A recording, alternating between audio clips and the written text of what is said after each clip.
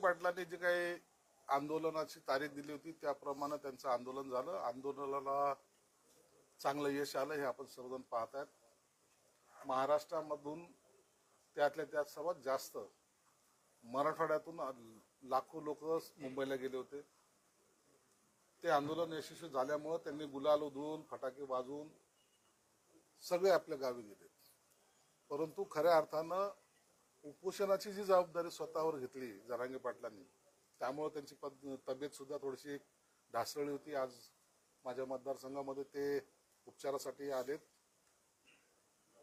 त्यांना मी एक सल्ला दिला की थोडासा आराम करा, परंतु एकदा जनसामान्याला भेटायचं जे काही मिशन असतं त्यामुळे ते प्रत्येकाला आता भेटतात, कुणाला टाळत नाहीत. मग तब्येतीचं ठीक आहे पाहू म्हणून ते प्रत्येकाला भेटतात. मी त्यांना आज भेटीला आलो होतो. काही सूचना त्यांनी केल्या होत्या की जात पडताळणी समितीकडून लवकर व्हॅलिडिटी सर्टिफिकेट दिल्या जात नाहीत. निश्चितच मी सर्व डिपार्टमेंटच्या आमच्या अधिकाऱ्यांना सूचना दिलेल्या आहेत. या कामामध्ये जर कोणी कुचराई केली तर निश्चित त्याच्यावर कारवाई केली जाईल. विद्यार्थ्यांचं नुकसान होऊ नये, त्याला ऍडमिशनला कुठे त्रास होऊ नये, हे सर्व आम्ही त्याच्याकडे लक्ष ठेवून आहोत. आजच व्हीजीएनटी विद्यार्थ्यांचं सुद्धा त्यांना थोडंसं मुदतवाढ पाहिजे होती. त्यांना 6 महिन्याची मुदतवाढ देण्याचा मला वाटतं GR आता निघाला असेल. त्यांनाही आपण मुदतवाढ दिलेली. एकंदरीत सर्व समाजामध्ये चांगली भावना यामुळे निर्माण झालेली आहे आणि जो लढा जरांगे पाटलांनी दिला होता त्याला यश आलं म्हणून सर्वजण आनंदात आहेत. काही जण असा आरोप करायला लागले की सरकारने फसवलं, व्यवस्थित आरक्षण दिलं नाही, त्यांच्या नोंदी त्यांना भेटणार आहे, बाकीच्यांचं काय वगैरे असे आरोप सुरू आहेत. त्या विद्वानाच्या नादी कुठे लागतं? काय केलंय काय त्यांनी दुसऱ्यासाठी? हे जे आहेत ना, यांना नेमकं बोंब मारायची सवय. काही तुम्ही करा, त्यांचं कामच टीका करणे. म्हणून आता हे एवढं सर्व लाखो लोकांसमोर तो GR आणला, तो वाचलाय, तो पाहिलाय, तो सर्वांनी जाणून घेतलेला आहे. त्याचे काय परिणाम होतील याची सगळ्याला जाणीव झालेली. परंतु पुन्हा आम्हाला फसवलं, आम्हाला काही केलंच नाही असं जे काही आरोळ ठोकतायत ते नेमकं या आंदोलनामध्ये कुठं होते एकदा त्यांनाही विचारा. संजय राऊतांनी तुमच्यावरच आरोप केला आहे की या आंदोलनाच्या पाठीमागे एकनाथ शिंदेचा हात होता आणि एकनाथ शिंदेनी फडणवीसांना टार्गेट करण्यासाठी आमचा हात होता, आमचा पाय होता, आमचं डोकं होतं. घरात तर नव्हतं बसलो ना आम्ही. एकनाथ शिंदे साहेबांनी गेल्या वेळेला सुद्धा जेव्हा हे आंदोलन चाललं त्यावेळेला सर्वात जास्त कसं त्यांना देता येईल हे त्यांनी पाहिलेलं आहे. हे हैदराबादचे जे काय सांगतात हे कुणी काढलंय? कुणबी सर्टिफिकेट देण्यासाठी जे काही समिती नेमल्या होतात, ते शिंदे समिती असेल किंवा सर्वेचा असेल, 3.5 लाख लोक घरोघर जाऊन आले की नाही? हे कधी घडलंय का? जे 50 वर्षात घडलं नाही ते एकनाथ शिंदे साहेबांनी त्यांच्या कार्यकालामध्ये घडून दाखवलं. म्हणून या जे काय नोंदी सापडल्यात त्याचं श्रेय निश्चित त्यांना जात आहे. 58 लाख नोंदी काय अशा सापडल्यात?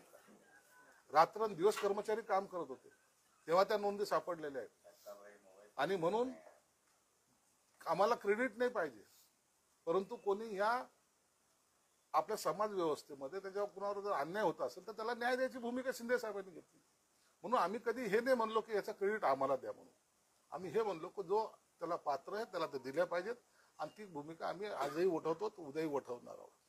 तुमच्या पक्षाचे खासदार मिलिंद देवरा त्यांनी जे आंदोलनावर टीका केली, त्यांनी मुंबईत आले, मुंबईत ठप्प केली आणि आता सगळं नियंत्रित करायला पाहिजे, आंदोलनाला परवानगी देताना विचार करायला पाहिजे असं मुख्यमंत्र्यांना पत्र दिले.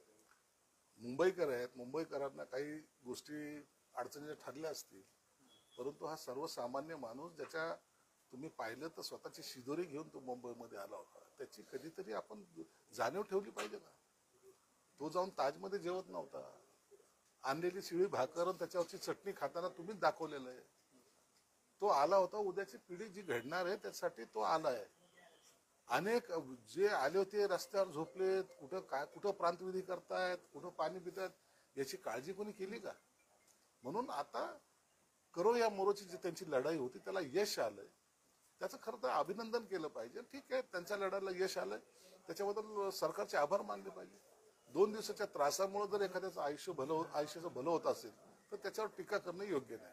पण गेल्या वेळेस तुमच्या सरकारनेच आरक्षण दिलं होतं, तो आरक्षण त्यांना मिळालं नाही, परत या पुन्हा एकदा त्यांना उपोषणाला बसवलं. कोण म्हणतं मिळालं नाही? 10% आरक्षण का टिकलेलं नाहीये का?